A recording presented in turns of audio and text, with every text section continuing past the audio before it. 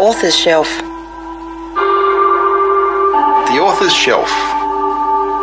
The author's shelf.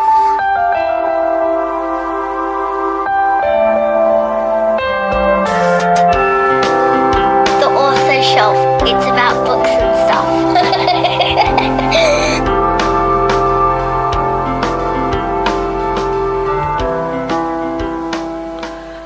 Good afternoon, I'm Georgie Donaghy and welcome to another edition of The Author's Shelf.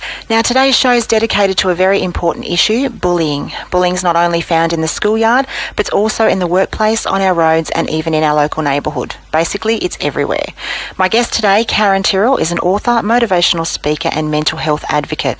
I caught up with Karen earlier in the week for a chat and we'll bring you that interview very shortly. A big hello to all our Queensland listeners tuning in via the 2SR live stream. It's wonderful to have you with us. Thanks for listening and welcome to our listeners everywhere. So sit back and relax as we bring you the stories beyond the page. You're listening to The Author's Shelf on 2SR 99.7 FM, Sound of the Shire.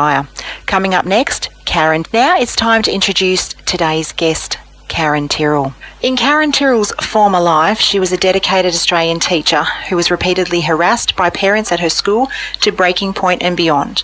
In a fit of desperation, she escaped and ran. Police and medical professionals discovered her hiding in a lonely motel, forcing her into the frightening world of the psychiatric system. In 2005, Her was born and Karen's life changed forever. Karen is no longer a teacher, but instead a survivor and advocate for mental health. She's written 3 books, Me and Her, A Memoir of Madness, Me and Him, A Guide to Recovery, and the recently released Bailey Beats the Blah, a book for children. Karen Tyrrell, welcome to The Author's Shelf. Thank you very much, Georgie. Lovely to be with you. Karen, how about you tell us, what is the Karen Tyrrell story? Okay, well, I'll just sort of give you the brief version. Sure. Well, me, Karen Tyrrell teacher, I was bullied by parents of one of my students to breaking point. At the same time, this student physically attacked just about every child in my class. Okay? I ended up in a psychiatric hospital diagnosed with post-traumatic stress disorder and bipolar disorder. And when I was released from hospital, I was determined to become well again and stay well. And I learned how to write from the bottom up. I wrote Me and Her, A Memoir of Madness, Me and Him, A Guide to Recovery, and recently my children's picture book, Bailey Beats the Blah, to empower children, of course. And we're going to chat about Bailey Beats the Blah very, very soon. You mentioned the parents also tormented you. Tell me a little bit about that. I mean, the whole experience sounds just a nightmare, something out of a Hollywood movie.